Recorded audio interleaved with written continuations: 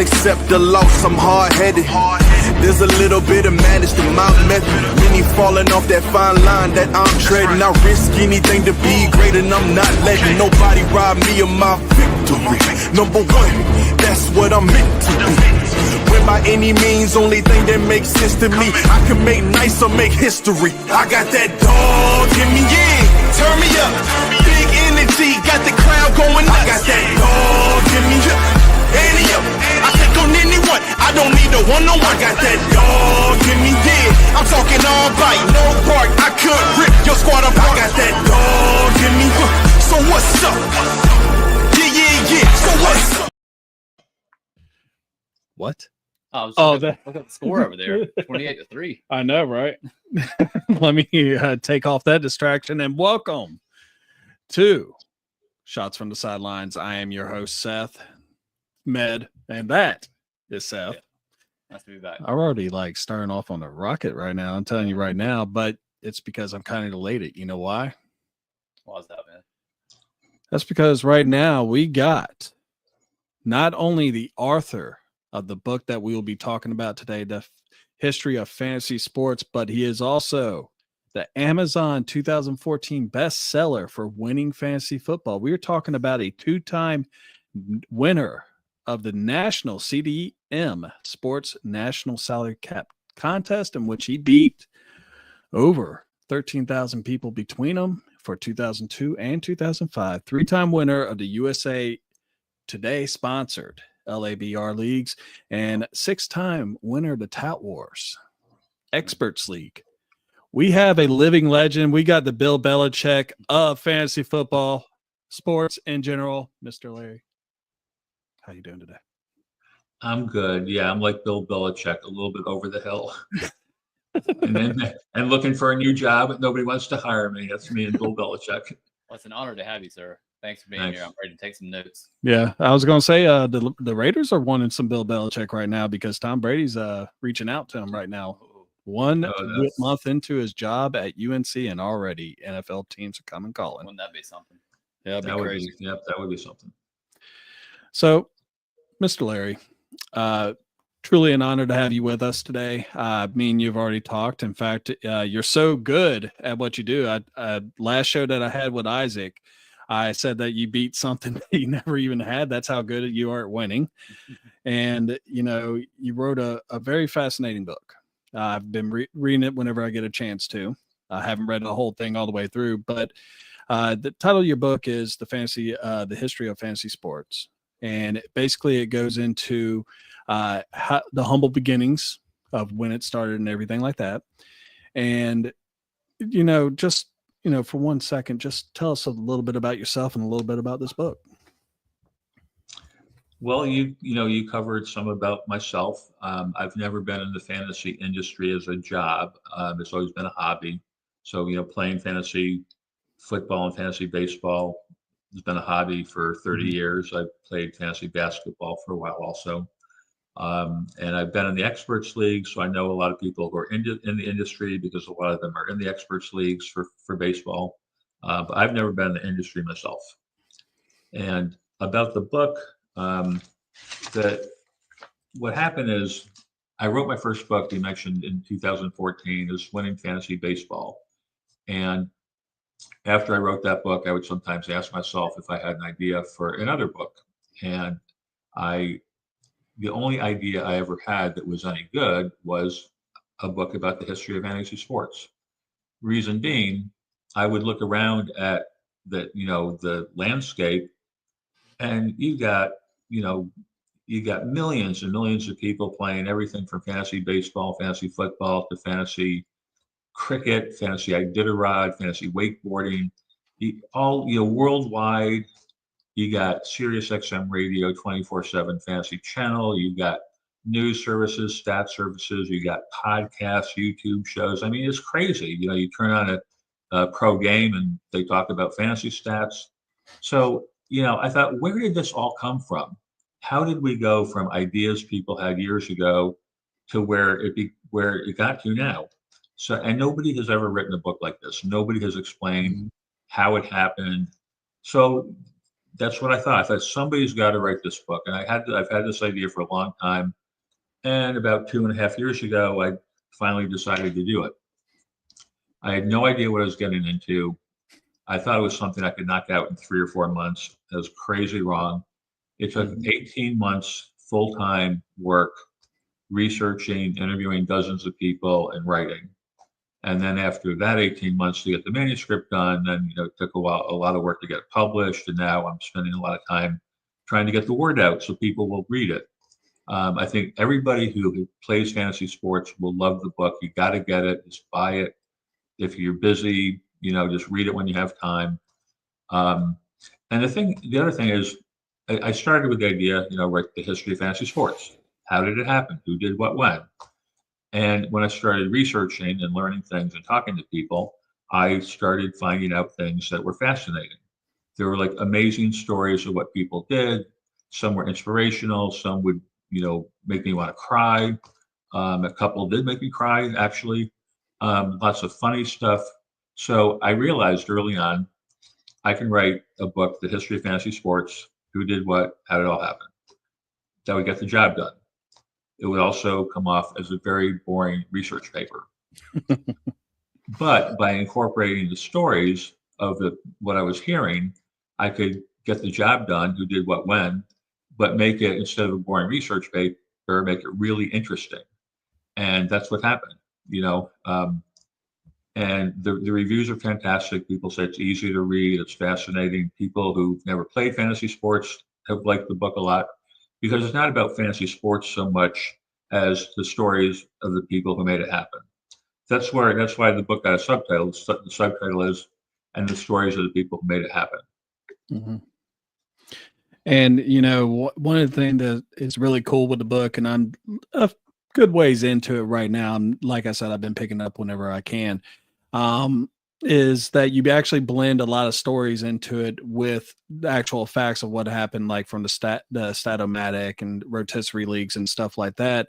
And one question I actually have for you right now is, with all your research that you did, like you said, you did 18 months of like chasing down leads and everything like that. Awesome. When do you think that fantasy sports actually hit the mainstream? Like, when did it actually start to explode? Well, the biggest explosion was with the internet. Mm-hmm. When the internet came along, it's made it so easy for people to find out about it, people to play the game.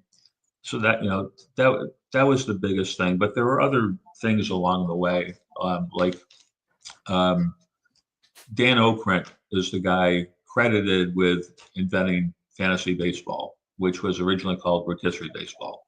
Mm-hmm. Now, there's a lot of myths out there, like there's a myth that he magically came up with the idea on a plane ride from Connecticut to Texas. That's not true. Not true at all. There's a whole lot more to the story than that. Also, there are many other people who were playing primitive games of fantasy baseball before Okrent. It's just that they were doing it amongst themselves. It didn't spread at all. But when Okrent created his game, it was kind of like what he created was like chess to everybody else's checkers. The complexity of the game. And the other thing that was unique about Okrent, he was a writer, and all his friends that he got into his first league, they were like writers, editors, magazine writers and stuff. And so therefore they got publicity. There was a couple articles published in the New York Times. They got on the Today Show with Bryant Gumbel. So they got a lot of publicity, and it started to spread. And in 1984, Bantam Books gave them a book deal, so they wrote about the game. And that's where it completely really started to spread, was from Okrent, and then the New York Times article, and he had an article in Sports Illustrated. The Bantam book, for example, there are people who got that Bantam book and started playing fantasy baseball. And a lot of them are like people who are really well known now. Ron Chandler started playing fantasy baseball because he bought that book.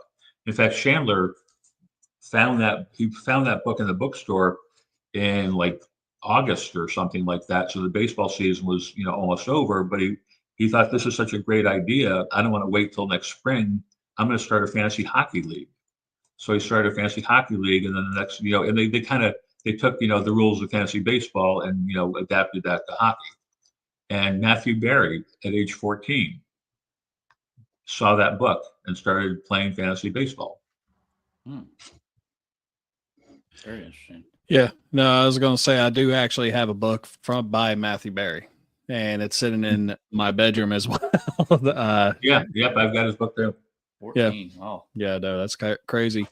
And when you're reading up on this, there's some things that I learned, like the simple fact that there was, and I kind of remember it as a kid. I mean, back then you didn't, of course, I was too young to play fancy football. In fact, for a while there, there was always the stigma that, it was basically a sport for nerds. And so, I mean, it was just, something that I didn't really do until I think I was 25 is when I first started playing fantasy football. And, they had 900 numbers that you would call in to talk to people because, when I was a kid, that I'd thought of 900 numbers for something else. Newspaper contest, lawsuits. Like there were some crazy lawsuits that was going on as I was reading through this. And when you were uncovering all these stories, what was probably the craziest one that you actually uncovered? The craziest story? Well, Isaac says, hi, Larry, by the way. I mean, there are a lot of crazy stories or a lot of funny stories. Man, like 5 just popped into my mind. Geez, I don't know where. One is a crazy story. Peter Pizarris is the guy who created Commissioner.com with a few other guys, and that they sold that to CBS Sports Line, and it's still today like the basis for the CBS Sports Commissioner service for fantasy sports. And when he and his partner invented that, what happened is when computers came along, people who were early computer people realized, like, wait a minute, we could do this for fantasy sports, because the commissioners or somebody in the league used to have to do all the stats by hand, get them from the newspaper, do everything by hand, all the player changes. People would call their commissioner by Sunday at 1:00 or whatever to make their football moves, and the commissioner have to do it all by hand. So when computers came around, people were like, wait, instead of a commissioner spending 10 hours a week doing all this by hand, we can do this with a computer. So Pizarris, they got the idea, let's do this for fantasy sports. So they decided to launch a company, and they placed ads for the following baseball season before they had even written a line of software, and a line of code, whatever you say. And so they had like very limited time to get this ready. And he and his partner, they worked 23 hours a day for a few months to get this ready. And they were in an apartment in Manhattan that should have been condemned. There was no hot water. They would take 30-second freezing cold showers. They survived on 99-cent Whoppers because they didn't have much money. They would sleep by their computer because it was the only warm thing in the building. Occasionally a mouse would run over their face when they were trying to sleep. And Pizarris says like 23 hours a day. I know this sounds like hyperbole, but I swear it's true. And then they also had day jobs, and then they would work on Commissioner.com at night. So when he would go to his day job, one day he was just so exhausted from all this, he was going to the bathroom and he just like fell down, and he realized, like, I can't do this anymore. But his partner suggested take a 20-minute power nap when you're at work. So the next day he goes to work and he goes into the bathroom to take a power nap. He goes into the stall. He lays his head against the toilet paper holder, and he wakes up after 20 minutes and he feels great. And he goes to the sink to wash his face, and he looks in the mirror, and on his forehead it says, "If roll empty, slide to the left." Wow. Yeah. 20-minute power nap. I'll be even worse off after that. I was going to say I'd be even sleepier, unfortunately. Yeah, I can't even imagine trying to. I couldn't wake up after 20 minutes. Yeah. Me and Seth have been kind of in the same league for how many years now? Like 6 or 7? 6 or 7 years. But I actually started a league 15 years ago. And Seth's already won it twice. I've won it only one time. But one of my stories is that my wife actually joined, and I taught her how to play and everything like that, taught her how to draft and everything. And I've been to the championship 5 times, and one of my losses was against my wife the first year that she played it. So She'll always have that on you. yeah, she does. So you kicked her out of the league. Or you divorced her. Divorced her right there, house divided. Yeah, you have no choice. That's I the rule. mean, You have to divorce yeah. her when that happens. You emasculated me, you know. Yes. I feel like it's gotten to the point where fantasy football has gotten even bigger than, just football itself. It just seems like It does feel like that sometimes. everyone has a connection now, no matter who your team is. Like me having to be a Falcons fan, it just makes me so much more involved in all the games. I'm glued to the TV pretty much the whole day Sunday. Mm-hmm. Yeah. So it's been really fun for me, just however long I've been doing it. But It's because you're winning. I feel like I need to try baseball and basketball now. Now that you've mentioned those. So with all the sports that you have actually been playing and everything, and I mean, evidently you're the Tony La Russa of baseball leagues. I'm going to give you compliment after compliment after I read your resume. Is baseball like basically your favorite sport to actually play fantasy sports in? No, I like fantasy football just as much. Okay. Baseball's a grind. It's a long season. It's 162 games. Football, every team plays once a week. So yeah, I like them both. There's got to be a lot of ups and downs in a 162 game season. Oh yeah. Well, they do it for the whole week, and they actually bust up the stats. I think it's like 7 different stats. That's how they do it. So it's a lot. I tried it. Some people play fantasy baseball leagues where you can make a move every day if you want to. I've never done that. My fantasy baseball, it's always once a week moves, because that's like enough. But I can't even imagine playing where every day it's like you got to look at your players and if they're playing right. I would not do that. It's enough as it is. Yeah, no, unreal. Yeah, I've got to try baseball or basketball. I don't know which one yet. I would go with basketball first. Yeah, probably. I was going to say we need at least know a little bit more about basketball. So, well, at least with that helps. With basketball and baseball, unlike football, you don't have to worry so much about injury. I feel like in fantasy football, the injuries are such a major factor. You can have a good team, and then it's just wrecked by week 3. I mean, I lost Dak Prescott this past year. So, I mean, he wasn't doing much to begin with, but, So, talking about the National CDM Sports National Salary Cap Contest, is that something that like goes throughout the whole year, or is that like how does that actually work? I mean, it's impressive.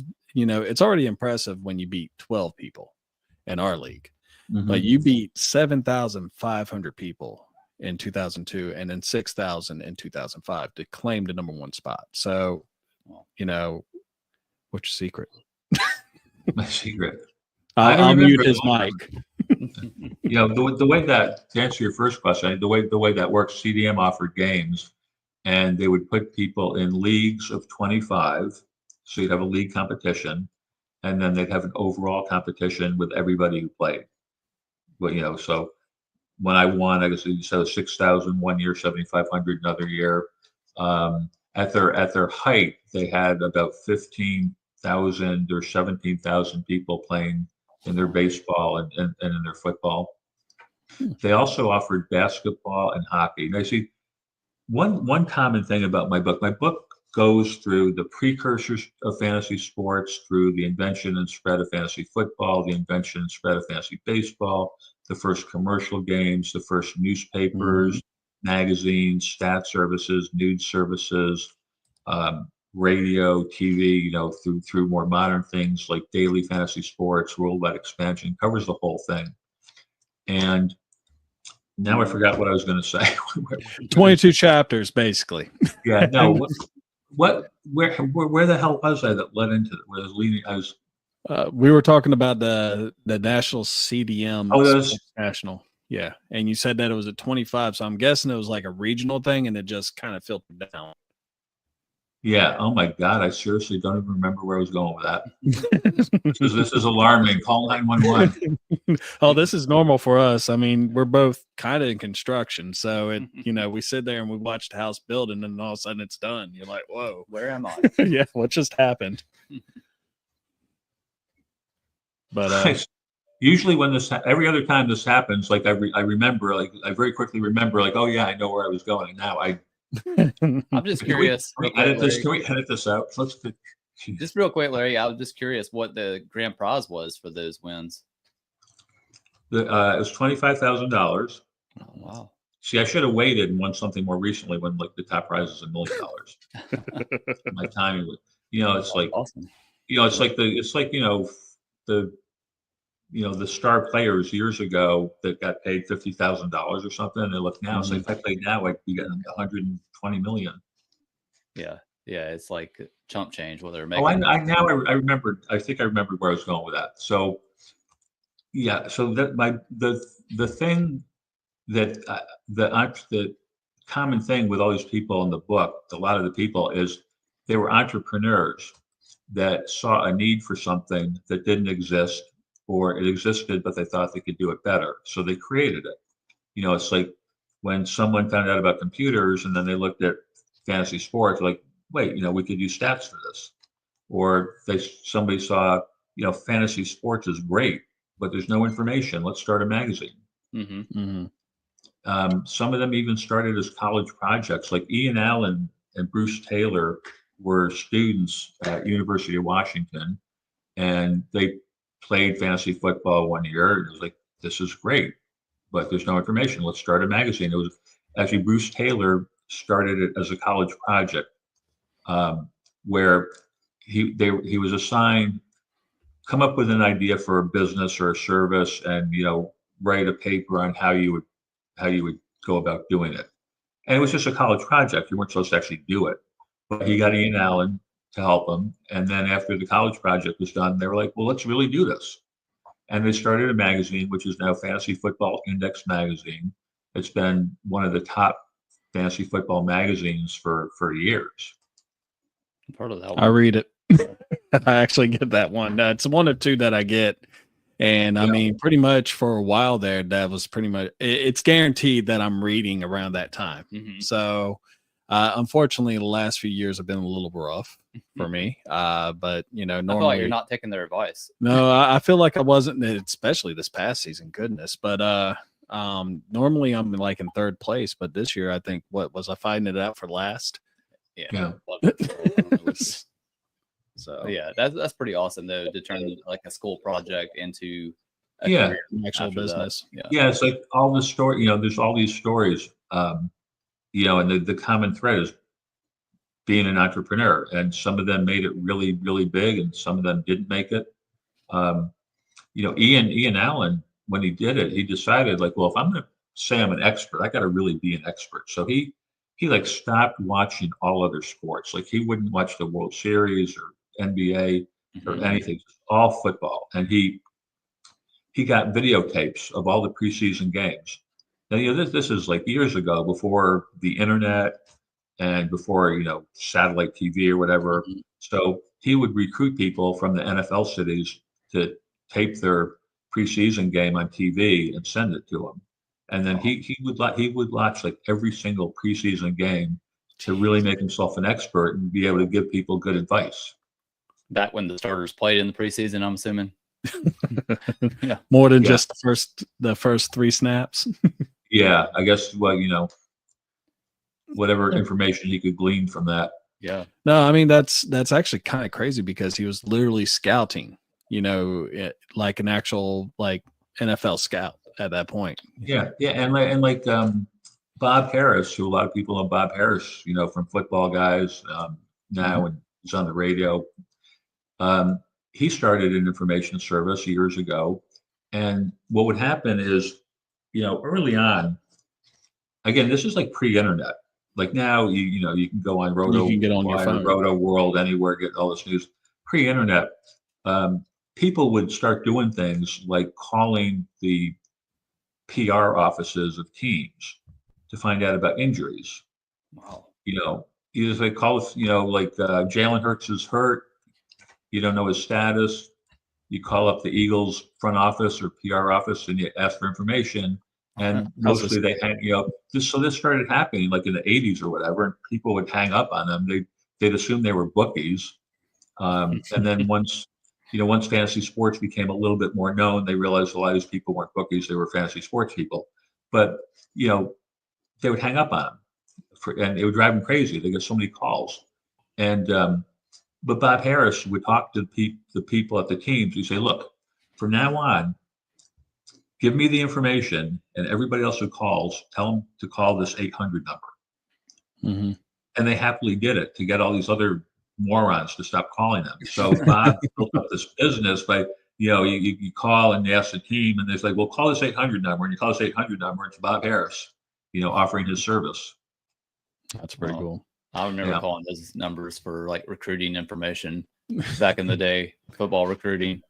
Yeah, I never did. And you look at how fantasy football's kind of evolved and, in the history of sports and everything, and how it's actually like being used in analytics for teams now.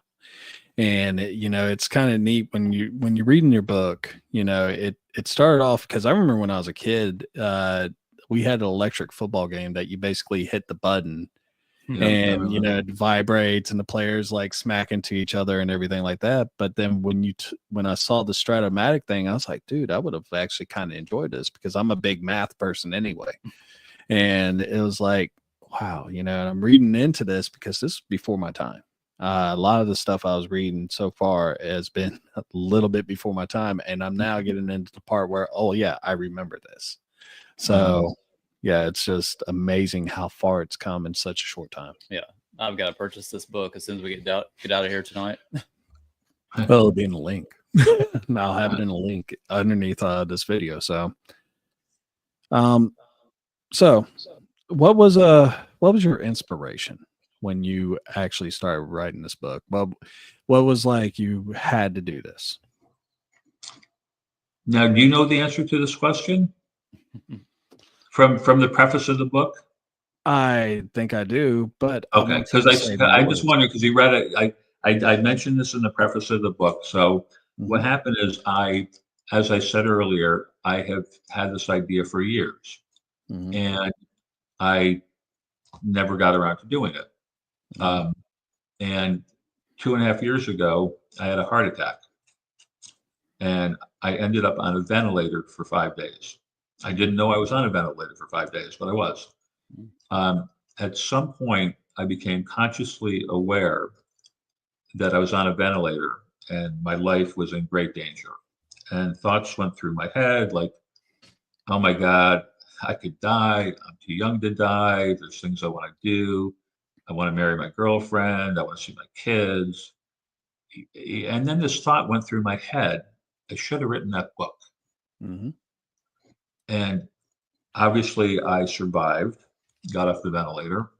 I was in the hospital for, 3.5 weeks, and then at a rehab center for a couple of weeks. My kidneys shut down because of the heart attack, so I was on dialysis for a while. But I recovered. My kidneys recovered after a few months, and but I had that thought when I thought I might die, like I should have written that book.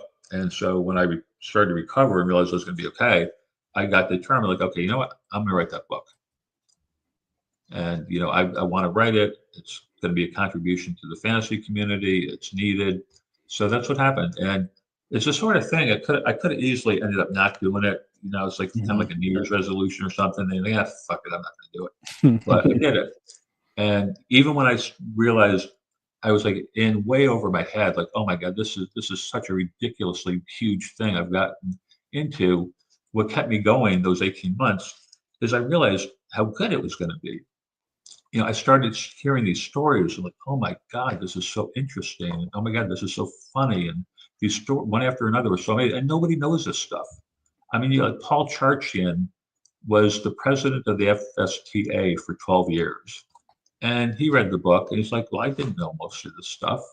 Or even people who are involved in this thing, like, well, I didn't know this or I didn't know that, or, it's amazing. Yeah, I mean that's an awesome story. I mean, I feel like I do that every year with the New Year's resolutions. I go about a month and then I'm done. So that's awesome to persevere through 18 months of hard work like that. Yeah, It's inspiring. after a heart attack. Yeah. That's amazing. So we're going to be also talking about some other things as well. If you want to join us, you're more than welcome. Larry. Yeah. So, of course, one of the things that we were going to discuss and everything, and like I said, everyone, please go check out this book. You can find it. In fact, Larry, tell them where they can find it. I know I can find it on Amazon and Kindle. Well, Where it's else on. can we- Yeah, it's on. Most major booksellers have it on their website, paperback and ebook. Amazon has it paperback and Kindle. And if you want to get more details or read reviews, Amazon has tons of reviews. Yeah. I was just reading some of the reviews, very glowing reviews on there. Oh yeah, right. Well, there's one guy that put like a 1 star, and I'm going to tell you right now, this book is not a 1 star. So I just think I think it was a 2-star.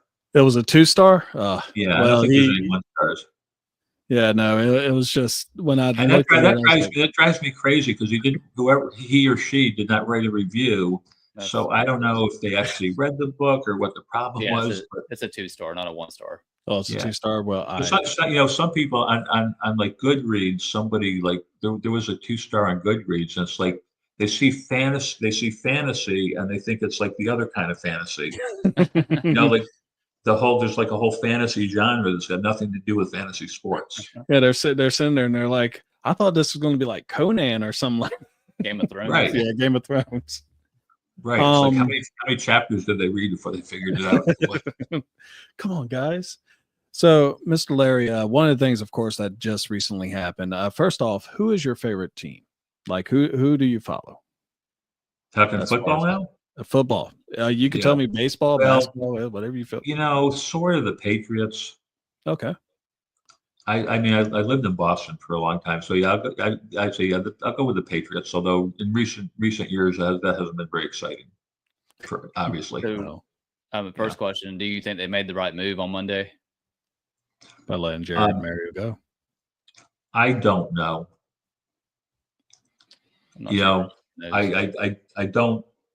I haven't followed their season that closely to have an opinion. Mm-hmm. Yeah, I thought 1 year was just kind of tough, to give a guy only 1 year with not many tools to work with. Yeah, that sounds reasonable. But I don't know. There's obviously some people behind the scenes that said he wasn't a great communicator. So I don't know, what the real story is. But 1 year, that's just you didn't ever see that before. At least you got. Yeah, I'm just going off of what you're saying now. It's like, at first I'm agreeing with what you first said, but now I'm thinking, well, yeah, if there must be something we don't know, quite possibly. You don't know what goes on behind the scenes. Yeah. I mean, Robert Kraft came out and apologized, for letting him go, but he said he wasn't really ready for the job. So I'm like, well, you hired him a year ago. So. Yeah.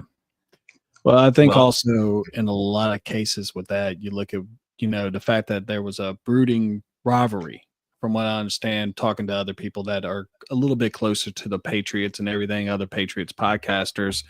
And they said that Bill Belichick and Robert Kraft actually were having some issues at one point. And Jared Mayo was the guy that Bill Belichick positioned as the next guy. And I think a lot of that had to probably do with that. So that makes sense. But speaking of Bill Belichick, I could actually see, if he was to actually go over to the Raiders with Tom Brady leading the charge as far as looking at potential head coaching candidates, and already reaching out to him. If he was to actually hire Bill Belichick, you'd probably bring in Jarrett Mayo over there. I could definitely see that.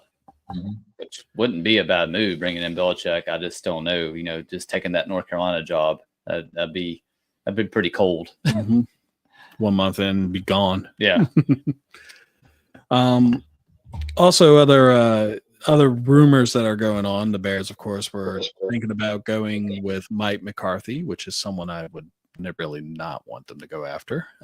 Even though, yes, he is a great regular season coach, I don't really think he's really that big of a postseason coach. He's always kind of had a bad record afterwards. But the Bears were, of course, denied by the Cowboys, which, it's going to be a wait it out and see what happens type deal, because after the 14th of, I believe, January, he will be a free agent. So we'll see what happens. Yeah. I thought the Cowboys would kind of cut ties with him, honestly. But it seems like Jerry Jones wants to run it back one more year, which I'm not sure what's going to change. It's not like Dak Prescott was lighting it up anyway. Do you have an opinion, real quick, Larry, on the Cowboys situation, or do you follow it? I'm just wondering about what Med said. Like, can somebody be a good coach during the regular season and a bad coach during the playoffs? I think like that could maybe happen to a player where they kind of choke a little bit from the pressure of the playoffs. But can a coach choke from the pressure of the playoffs? I don't know. The one thing I'll say is, or is it just kind of a fluke? Is it just kind of like, a kind of like just a fluky bad luck kind of thing that his postseason record isn't that good? Yeah. I mean, that may be the one thing that just from recent memory that comes up to me is Dan Campbell obviously has done a phenomenal job with the Lions, but we saw some of the moves he made last year in the playoffs against the 49ers that, he makes all the time during the regular season, but in a playoff situation like that, I wouldn't want my coach doing that. Some of the big risk he took. Oh, with Dan Campbell? Yeah. Yeah, no. And I mean, I think it is in a lot of ways, like kind of what Mr. Larry said, is that it's a little bit of both. For instance, I coach. I have coached middle school and stuff like that. And my last season of coaching, we went on a 7-game tear. We were just killing it. And the very last week of practice, we were getting ready for the bowl game. And the players just weren't doing it. And, I told them, I was like, look, guys, y'all can't expect to walk into a game and expect to win. You gotta actually work at it. You gotta practice. You gotta make yourself better. And we ended up getting curb stomped 39-0. And at one point, I mean, I remember talking to the kids and like, hey guys, look, I told you that this was going to happen, but I said, I'm going to put it on myself, because if I cannot get you up for that game, get you mentally prepared, you're not going to physically do what I need you to do on the field. And so I told him, I said, this isn't on you. This is on me, because I didn't get you prepared. And in some cases, you look at Mike McCarthy last year, of course, everyone talks about the Packers just destroying the Dallas Cowboys. And, it's, did he get them ready for the game? You shouldn't really say that with pro players, but, because they're getting paid to do this. They want to be great. They want to be able to reach that upper echelon. They want to go in the Hall of Fame and basically have football immortality. But sometimes you need that guy that can motivate you. And a lot of times, I mean, you look at like the Dan Campbells and, coaches like that, Kevin O'Connell's, and you have these guys that really you want to run through a brick wall for them. And I think at the end of the day, those are the ones that are really successful. The Bill Belichick's. I mean, the Patriot way. Everyone knew about it. Mm-hmm. Everyone tried to replicate it, and no one could do it. I mean, there's a reason why he's only 15 wins short from Don Shula for the all-time wins record. And he may have a chance of doing it if he actually goes to the Raiders. Yeah, I mean, I would love to see it. I don't know if it'll happen, but I'd love to see Belichick back. I just don't think he's a college coach. I mean, I said a couple weeks ago, Larry, that I think they should consider John Gruden, but I don't know if he's still canceled at this point or not. But I thought John Gruden did a solid job there, and he obviously has a pedigree, a great history. It's just horrible with emails. I don't care about that part. It's been 2 or 3 years. Yeah. Other teams that are going to be looking at it, and Mr. Larry, if there's anything you want to also add, because I did like the question of like what you said about regular season coaches and such. Yeah. I think McCarthy is a perfect example of that. I mean, I'm not saying that it's totally his fault, but just looking at his history, he's just not been able to get to the the finish line. Yeah. Well, with his stint with the Cowboys, they've correct me if I'm wrong, but they've always kind of said that Dak Prescott is like a playoff choke, haven't they? I mean, he pretty much has been. That's right. So is it, so was it Dak Prescott choking, or was it Mike McCarthy choking? I or think both of that's them? more Dak Prescott because I mean he's 2-5 Yeah. in the playoffs, and I mean Damon Hernandez, who is one of the guys that follows us pretty Damon. regularly in here. Hey, Damian. He even said, Mike Tomlin is a guy that pops in his head as far as a great regular season coach and not a great postseason coach. And then also you said John Gruden is like hiring Urban Meyer. Not a good idea. Oh my God, not that bad. Jeez. Well, he's not kicking his kicker. Oh. So Hey, Urban Meyer's a winner. I hate Urban Meyer, but he's a winner. in college, That's true. in college. So looking at some of the teams, some of the vacancies and everything like that, if there's a coach that you think would fit in any particular team, who would you think would probably fit for the Patriots then? You asking me? I could ask for both of y'all. Yeah. no, that's Seth. I don't know. For the Patriots, Mhm. I like Ben Johnson just about anywhere that needs an instant upgrade offensively. What he's done with the Lions has been uber impressive, and I think he should have got a job last year, but he obviously wanted to wait a year and get a better choice of teams. I don't know if the Patriots are an appealing choice to him, but someone like him there, I think could instantly get that offense turned around, and we already know they have a solid defense. Mhm. So I mean, for the last 20 years, they've been having defensive picks and offensive lineman picks. So, they should have a good defense. So I think they finally have a good-looking quarterback prospect in Drake May. Mhm. Ben Johnson would be perfect for him. I mean, you just look at what the guy in Carolina did this year for Bryce Young. I know they only won like 5 games, but they look so much better. So I think that would be a perfect choice for the Patriots. No. But there's going to be probably 4 or 5 teams that want him. So Well, yeah. And I mean, I know that the Bears have him at the top of the list. We'll see what happens. And I've heard Mike Vrabel being bounced around a little bit too. The only team that I would really not really care to see, I don't think Ben Johnson would possibly go to, and this is just my opinion, is I don't see him going to a team that would probably want to go would go more towards the defensive side. And that, as far as that goes, there are 2 places, which would be the Jets and the Raiders. I could see them going a more defensive minded coach, but like Aaron Glenn, defensive coordinator for the Lions. Mhm. So, yeah. Yeah, I mean, Vrabel makes sense also. I just think when you talk about the whole Belichick connection, it's like, do you really want to rip the Band-Aid off, or, do you want to go back to a former Belichick player? So, if they're saying they cut Mayo because of the Belichick thing, then, what difference is there bringing in Vrabel? Very true. Damien actually has a question, and we can all take a shot at this. This may be a long shot for it ever happening, but what about Nick Saban to the Pats? To the Pats? To the Pats. Oh, I can't see that. I don't think he will, because he had such a bad juju from what happened with Miami. That's like bringing back Belichick. I mean, Saban and Belichick are like the same person. Well, they're best buds. Yeah, I can't see that. Yeah. No. I just think at this point in the NFL, it's become a young man's game. I'm not saying an older coach can't come in and, do, something respectable. But I feel like nowadays it's a young men's coaching game. You look at the Rams coach, you look at the Lions, it's just so many guys now in their early to mid 40s that are just doing a really solid job. Why ain't we doing it? For real. A great question, Med. I can't even master this podcast thing, much less coach a team.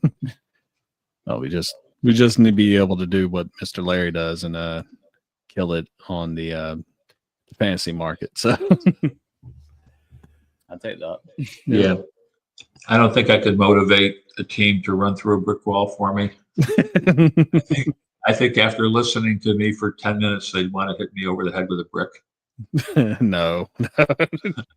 That's when you get the enforcer guy, like, hey, just listen to Coach Larry. Yeah. No, it's a different game. But we can move on to like the playoff games. Are you going to be watching any playoff football this weekend, Mr. Lair? Only 6 games. Only 6 games? Only 6 games from Saturday to Monday night. Is there one in particular that you're really looking forward to?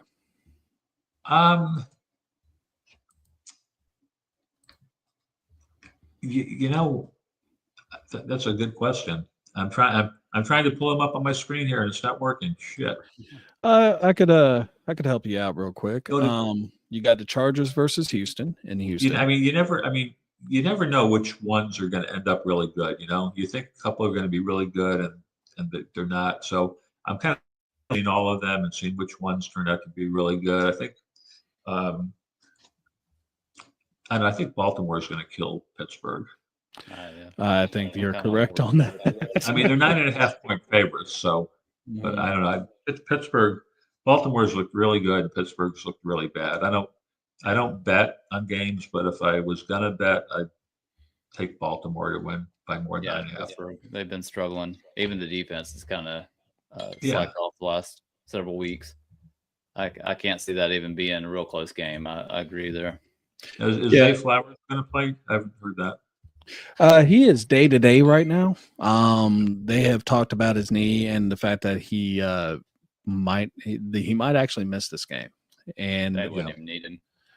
No, I think they're going to, at the very end of the day, I think the Ravens, this is probably the safest bet as far as any of the first-round games of being, I guess, a blowout. This is probably the safest bet. So I would actually go with the Ravens as well on this game. Real quick, last 4 games, the Steelers' offense is ranked 31st. Their defense, 29th. That's in the last 4 games. Oh, wow. Well, my girlfriend has actually been a Steelers fan in the past, and she hasn't been following it too much the last couple of years. Mm-hmm. So earlier this season, when Russell Wilson took over for Fields, I was telling we had the game on, and I'm telling her about Russell Wilson, and he used to be good, and now he's pretty much washed up. And then that first game, he was like fantastic. And I'm like, well, I guess he's not washed up after all. And for a couple more games, he was really good. And then after that, it's like, he looks washed up again. He had a great month. And then the Pickens injury happened. And then it just went down. Totally derailed everything. So I actually did a lot of research on that. And as far as you look at what the Pittsburgh Steelers are going through right now, two of their top 4 receivers are actually their running backs. And they each have 36 and 38 receptions. Your number 1 receiver is actually your tight end, Pat Freiermuth, with 65 receptions.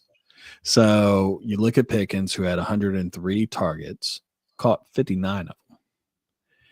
This is a team that if they were just to lock down really just Pickens and, kind of keep, I guess you would say, Freiermuth, and it's going to be I don't want to say a slaughter, but it feels like it's going to be. Mm-hmm. So I just think that, it just feels like the last couple of years that the Pittsburgh Steelers are so into just leaning onto their defense and hoping that they'll keep it close and then finally beat it in the fourth quarter. It's not a way that you want to play a game. You need a quarterback. No, it doesn't work when you're playing against a elite quarterback on the other side. Mm-hmm.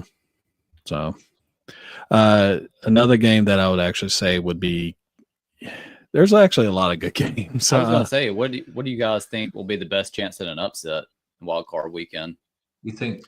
Yeah, I was going to ask you if you think, does Denver have any chance of beating Buffalo?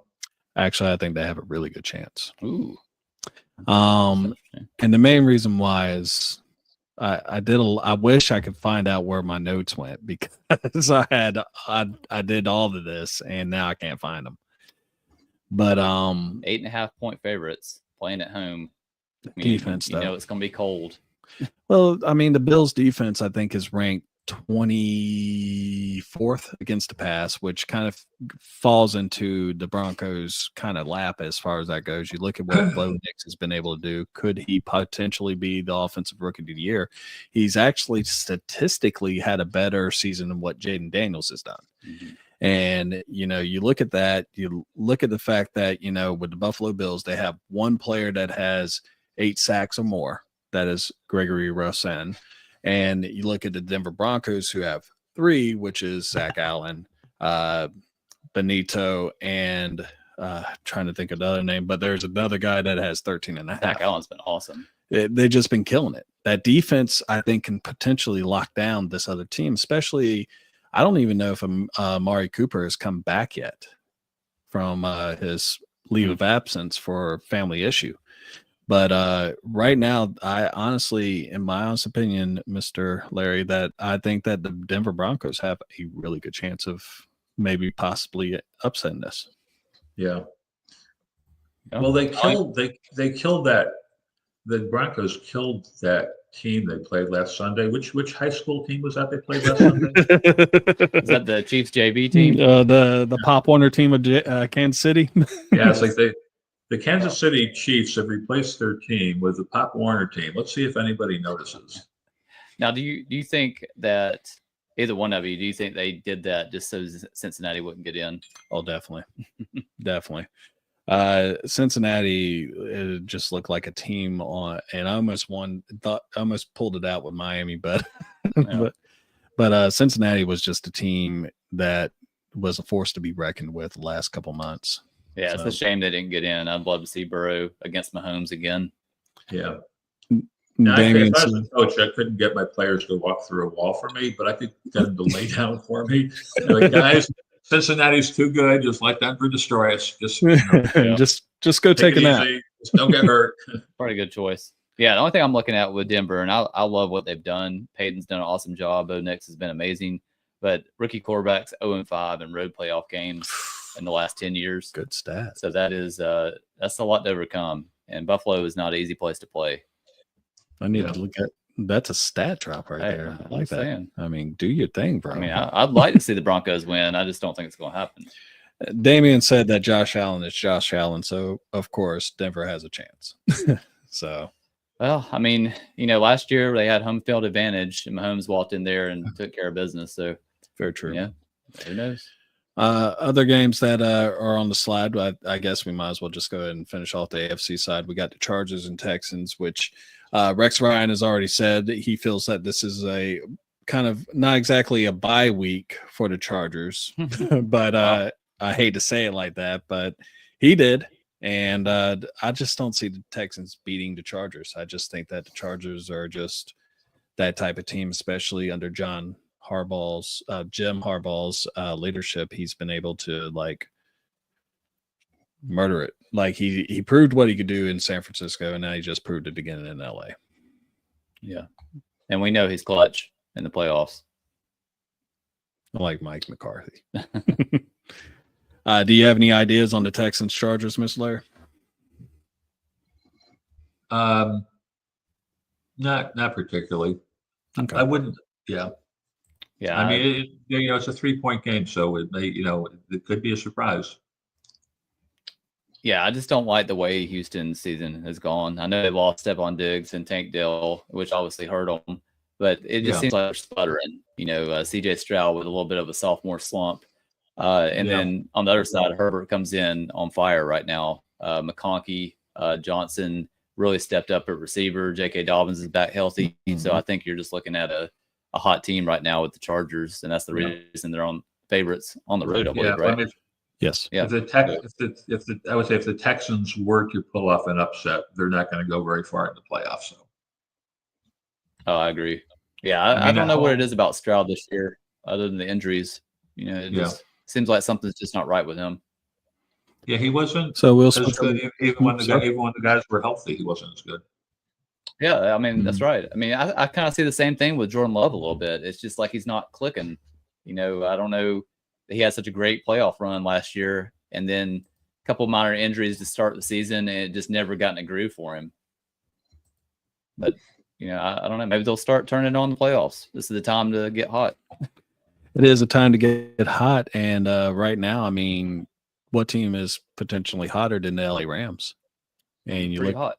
They're extremely hot, and they will be playing. Was that like a bad pun about the fires? I didn't even think about that. Man. I know you did. I know you did. I did. I mean, Yeah. I hope. I City's mean, on I fire. just hope I hope this fires out there are going to settle down, and they're Yeah. already they've got a contingency plan about relocating the game if they need to, Yeah, Yeah, I to Arizona. didn't even think about that, but yeah, it might be a or the pretty good possibility. Well, they said that they don't have enough firefighters to fight them, and like I was talking to my wife about it earlier. Mhm. Here, we're giving you some weather channel real quick. Is that they had like gusts of up to 100 miles per hour, I I heard believe. that. So it was like crazy. I think this will Yeah. actually be the best game of the weekend right here. You think? I believe so. I'm curious Like- to see what the Vikings offense looks like after what happened in Detroit. Like Mm, that was that was bad. bizarre. They That just was got horrible. down. And I thought the Vikings had a chance to win that game. That shows how much I know. Well, they did have a chance to win that game. Going before it started, they had a chance. Yeah, before Mhm. kickoff, it was looking pretty good.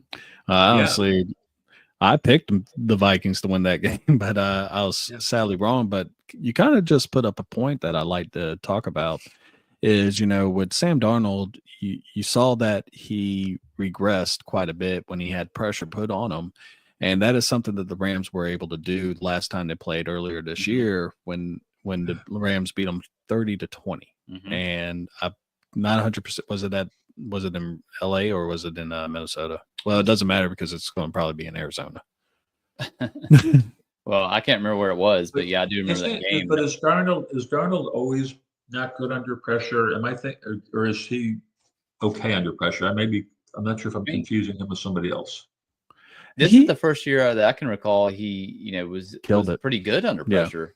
But he just the other night, was just holding the ball way too long, and Detroit was getting to him. But overall, the season he's been pretty good. Yeah.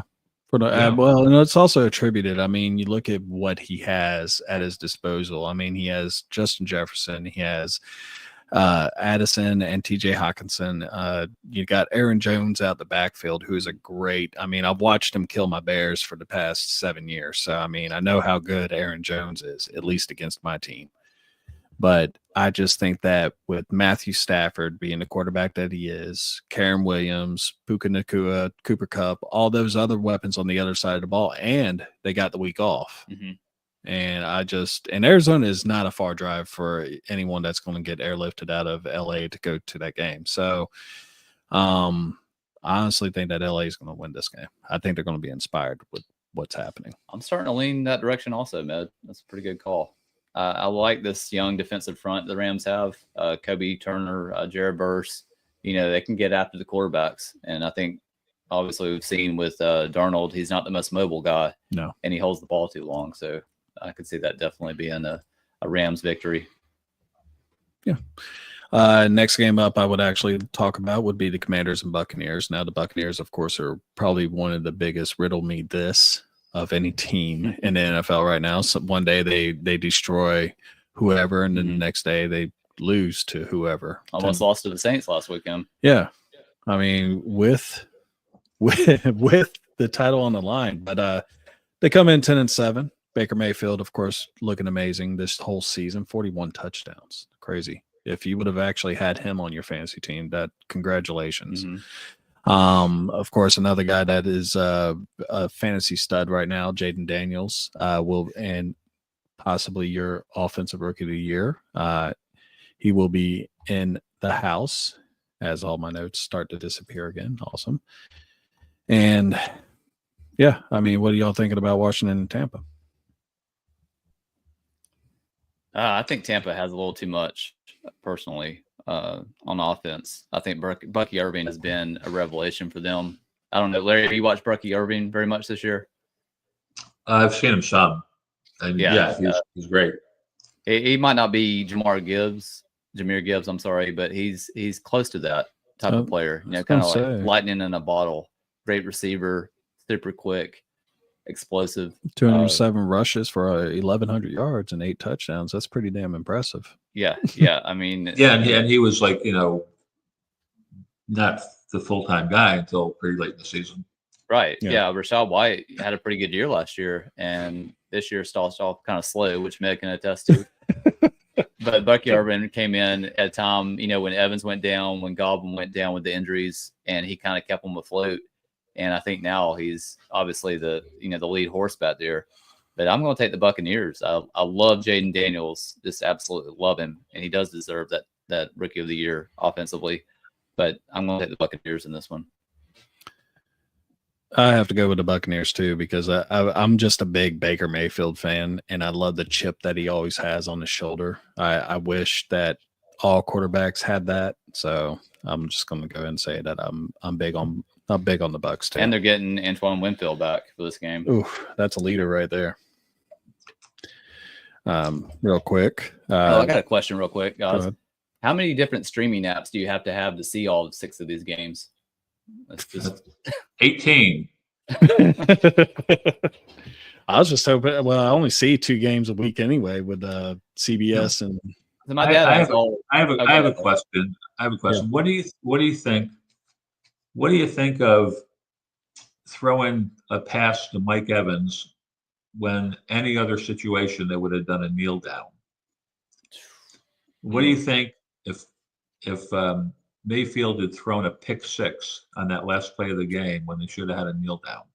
Oh man! And they missed the playoffs because they tried to get in the record.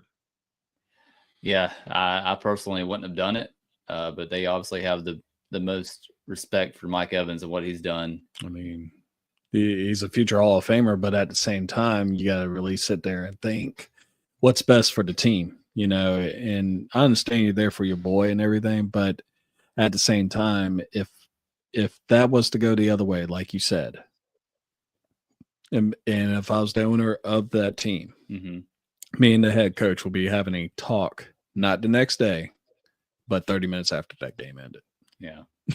So, it's kind of like I question that.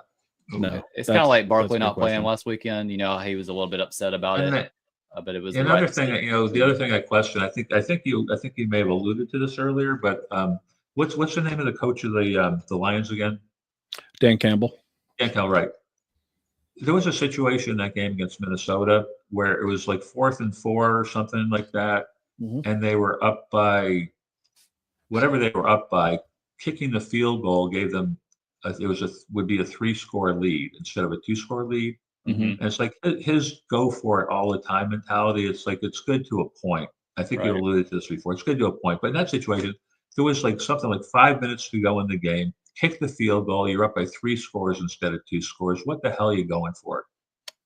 And they made it, but yeah, that's just who he is. And it bit him in the playoffs last year. I was going to say that it actually hurt him last year in the NFC Championship against the 49ers because he did it one too many times. And like Seth said, I mean, that's the type of player he is. He was kind of a really brash player when he was in the NFL, and it carried over to him as a coach. I think in today's NFL, it pays more, or at least the momentum. If you got the momentum, in some ways I get it, but if you're up by that much, you can go ahead and kick the field goal. I mean, just go ahead and get your 3 points. Your defense is locking down that offense, so why not? You got a 14-point lead or whatever with like something like 5 minutes to go in the game. You kick the field goal, you're up by 17. There's no chance the other team's going to win. Yeah. But if you don't make it on 4th down, there's a chance the other team's going to win. Yeah. Sometimes I just feel like you have to check your ego. Just do what's right for the team. And Damian actually said that he hopes that the Rams beat the crap out of Minnesota. And you kind of said this a little bit with the Mike Evans thing when you brought that up. Yeah, I was going to say that. I was going to make the point that the Eagles sat down Saquon, which was the smart thing to do. Yeah, and he said it's kind of like the Saquon. In some ways, me personally, this is just me thinking about this. It's as a player that I didn't make it that far, but when you have a chance for a record, I get why some people want to get it, but at the same time, the Eagles have a really good chance of making it to the Super Bowl. And, you don't want to put your workhorse in. And I mean, you're looking at what's going on with Jalen Hurts right now. He's just now coming out of concussion protocol, and you don't know if he's still right. I think in some ways they need to hold him back a little bit more because Tanner McKee looked really good last week. And, you already got Barkley, who is an ace in the hole as it is. You got great offensive weapons on the outside with A.J. Brown. and Devontae Smith. I mean, this is a team that I think can, if there is a team in the NFC that could beat the Lions, I was about to say the Lambs, but no, that's the Minnesota team, the Lambs. Yeah. After last week. Yeah, exactly. They got sacrificed. But you know, so do you think the Packers have any chance against the Eagles this week? No. I mean, I want to say they do, but they don't. They got beat up in that. In fact, we talked a little bit about this on Tuesday with Isaac, of course, Mr. Larry knew. So I'm talking about, we have our show together, and and I told him, I said, look, y'all lost more than that game, and they got beat up. Mm-hmm. They literally, if you can't beat them, beat them. Yeah. But I told him, I said, dude, you lost probably your biggest playmaker in Christian Watson. It's tough. Your backup quarterback got destroyed, and your starting quarterback also hurt his elbow and his throwing arm. So that right there it's not good. It's not good juju.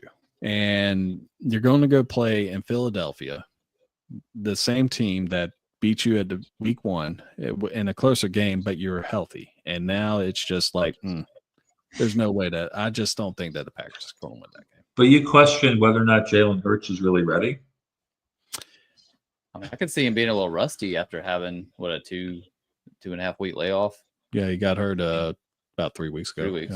I could see some rust there. But yeah, I mean, everything is said, I guess, is with the assumption Hurts is going to be like pretty much 100%. I hope he is. I mean, concussions, I've had 2, and they can last for a long time. Well, that's the thing. I mean, if he's not okay, then it's not as clear cut, obviously. Well, I mean, I just haven't seen the same Jordan Love this year that we saw in the playoffs last year. A guy that was confident and had, just had a rhythm going, a connection with his receivers. This year just has looked a little different. And even if Jalen Hurts isn't 100%, I think as long as we're getting a 75% Jalen Hurts, they could still beat the Packers. Yeah, just turn around and hand the ball off. What if Hurts doesn't play? Yeah. But if Hurts doesn't play, then I think I think Tanner McKee gets the nod. I know that they have Kenny Pickett, but Kenny Pickett's ribs are busted. So, I mean, I think at that point it's pretty much a draw. I don't think the Eagles would be favored in that situation. But right. I mean, okay, we know what Jalen Hurts can do, and at the same time, it's kind of like picking straws. But would you rather play someone that is healthy and can get the ball downfield, or play your superstar quarterback who you don't know can throw 15 yards right now? Well, if you guys got a concussion, you gotta be 100% sure that he's okay. Regardless of who's playing when. I mean, if it's a playoff game or not a playoff game, it's like whatever the situation, he's got to be 100% okay to play after having a concussion. Right. No, I agree with that. And I assume they're going to do that. One thing, back to the Saquon Barkley sitting out, the records, it's kind of dumb that you breaking a record with a 17-game season when there were 16-game seasons and 14-game seasons. And I think it was Tony Romo or some other announcer on one of the games this week that was saying, like, we got to kind of reset the bar. Like the 1,000-yard season now compared to a 1,000-yard season when it was 14 games or whatever, it's just completely different. And I agree with you 100% because Eric Dickerson broke the record that O.J. Simpson started with 2 games to go in there. And of course, Eric Dickerson was really upset about Saquon Barkley potentially breaking the record this past week because he was like, well, they got one more game. Well, at the same time, you had 2. So, right. But, I agree with that 100% because I think really and truthfully, they should have that bar, like you said, set, because a 1,000-yard season isn't going to be nearly as impressive with 17-game season. And now they're talking about an 18-game season. And, I'm one of those that is like, okay, you don't want to water it down too much, but it just seems like there's a record for everything now. I mean, there's a highly touted Lamar Jackson talk about him being the first ever 4,900 player of all time. So, I mean, it is what it is. I mean, there's always going to be a record for something. That's true. Well, yeah. I don't know. You got anything else? No, for Larry? No, not any. I'm looking forward to some playoff matchups this weekend. It's gonna be fun. So, Mr. Larry, thank you again for joining us. And people, please check out his book. Mr. Larry, go ahead and just let them know where to find it again. All right. Well, you got two choices. Mm-hmm. Well, you can get it on any major bookseller website. Amazon's probably the easiest. It's paperback and ebook. If you want to see reviews, there are lots of reviews on Amazon. On Amazon, it's $9.99 for Kindle, and it's like $22 for the paperback. So that's your one choice. Your second choice is you can Zelle me $5,000 and get an autographed paperback. Draft. Delivered to your house in 30 minutes by a drone. I like that option. I like that option too. Put it right there. Well, as soon as I get home, I'm going to go order this thing on Amazon. But it's just $5,000 or 2 for $9,000. Ooh, 2 for $9. That's a deal. That's 2 for $9. Yeah, you guys should go in on that. Get your book.